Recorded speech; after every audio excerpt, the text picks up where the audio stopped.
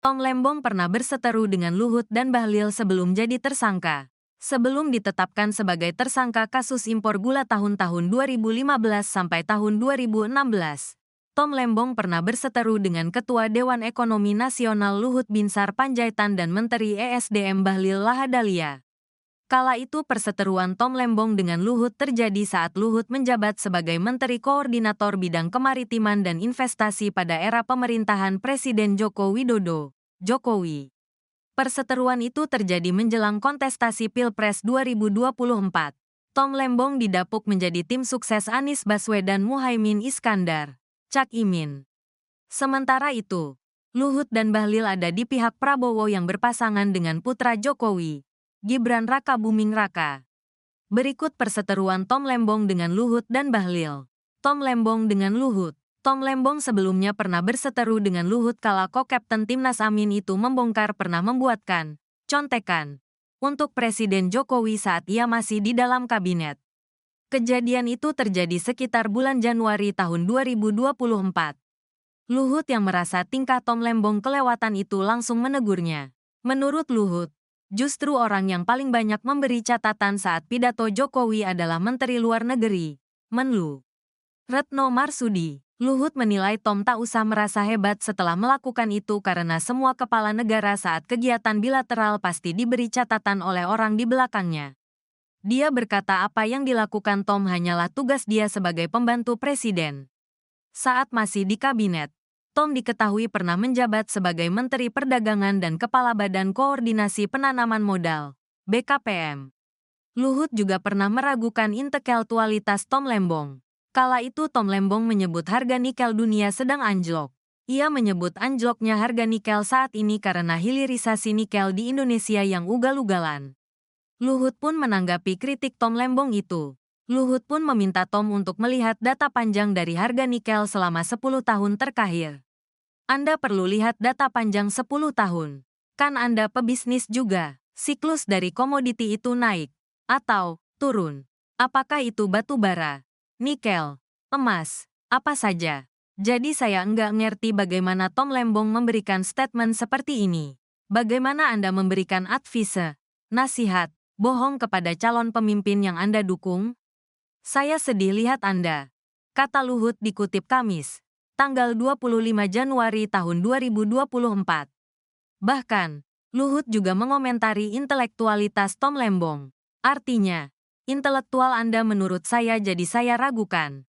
Oke Anda memang betul seorang intelektual. Tapi karakter Anda menurut saya enggak bagus, lanjut Luhut. Tom Lembong dengan Bahlil. Bahlil juga pernah menyindir keras Tom Lembong yang mengaku pernah membuatkan pidato untuk Jokowi. Menurutnya, Tom Lembong tak perlu merasa pintar. Sebab, dia menilai jabatan Tom Lembong sebelumnya serupa pembantu presiden yang tugasnya memang melayani. Yang namanya mantan menteri, namanya mantan pembantu presiden ya tugasnya memang melayani presiden. Mau buat apa saja ya terserah dia. Jadi jangan juga merasa pintar bahwa seolah-olah apa yang dibuat itu adalah seolah-olah dia pintar. Kata Bahlil, Rabu, tanggal 24 Januari tahun 2024. Bahlil mengklaim bahwa mantan menteri yang kerap membuat pidato bagi Jokowi juga dinilai tak terlalu pintar. Lantaran dia menilai hasil pidato yang disampaikan untuk Presiden Jokowi kerap kali tak terpakai. Kadang-kadang Presiden Jokowi ini cuma iya-iya aja padahal enggak dipakai juga. Itu konsep entar aja padahal enggak pinter-pinter banget juga, ungkapnya. Bahlil juga pernah menyentil Tom Lembong yang melemparkan kritik bahwa IKN sepi investor. Ia menyebut pernyataan Tom Lembong itu halusinasi. Bahlil mengatakan bahwa pendaan investasi Ibu Kota Nusantara, IKN, sebesar Rp466 triliun, 20%-nya disumbang dari anggaran pendapatan belanja negara, APBN. Sahabat saya ini kadang-kadang halusinasinya tingkat tinggi. Total rancangan investasi di IKN itu kurang lebih Rp500 triliun. Kurang lebih ya. Di mana kebijakan negara 20% itu dari APBN. 20% loh. Berapa 20%? Kurang lebih sekitar kalau itu Rp500 triliun berarti Rp100 triliun. Kalau itu Rp400 triliun berarti Rp80 triliun dan itu waktunya bukan sekaligus. Itu waktunya paling cepat itu kurang lebih sekitar 10-20 tahun, kata Bahlil usai konferensi pers. Dikutip Kamis, tanggal 25 Januari tahun 2024. Bahlil meminta kritik yang dilontarkan Tom Lembong jangan asal-asalan. Serahkan saja kepada Tuhan, ucap Tom Lembong usai jadi tersangka korupsi impor gula. Menteri Perdagangan, Mendak, tahun-tahun 2015 sampai tahun 2016, Thomas Trikasih Lembong atau Tom Lembong ditetapkan menjadi tersangka korupsi impor gula oleh Kejaksaan Agung, Kejagung, pada Selasa, tanggal 29 Oktober tahun 2024. Berdasarkan pantauan tribunnews.com, sekitar pukul 21 waktu Indonesia Barat, Tom Lembong tampak keluar dari gedung Kejagung dengan mengenakan rompi pink dan diborgol. Ketika sejumlah wartawan bertanya kepadanya, Tom Lembong hanya menjawab singkat sembari menebar senyuman. Serahkan saja semua kepada Tuhan Yang Maha Kuasa, katanya singkat kepada wartawan.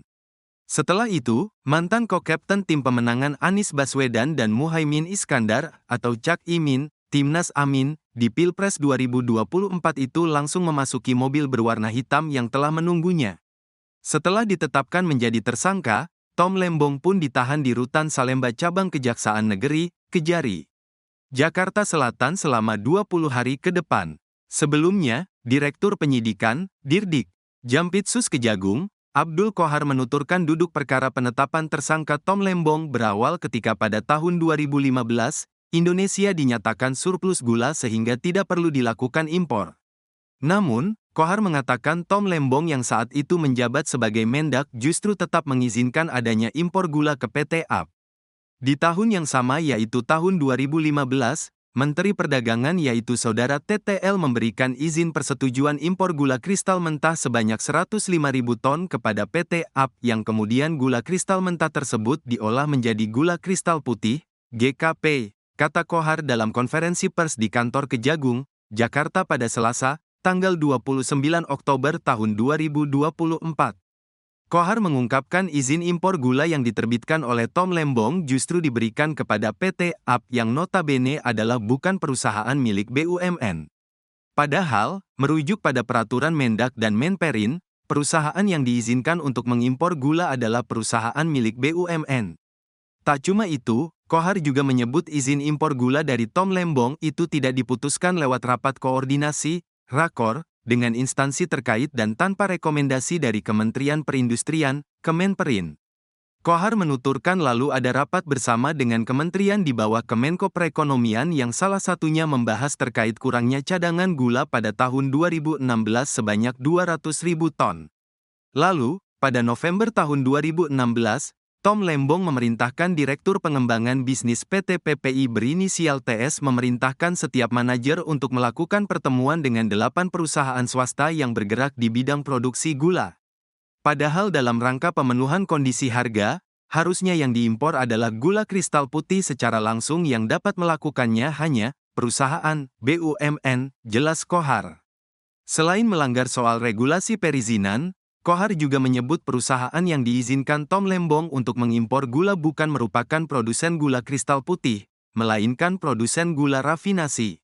Setelah ke-8 perusahaan tersebut mengimpor dan mengelola, kemudian PT PPI seolah-olah membeli gula tersebut, padahal senyatanya gula tersebut dijual oleh perusahaan swasta ke pasaran atau ke masyarakat melalui distributor yang terafiliasi dengannya dengan harga Rp16.000 per kilogram.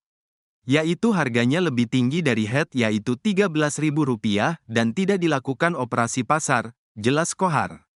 Dari perizinan itu, Qohar menuturkan perusahaan Tom Lembong memperoleh fee Rp105 per kilogram dari 8 perusahaan tersebut. Qohar mengatakan perbuatan Tom Lembong ini mengakibatkan negara mengalami rugi mencapai Rp400 miliar.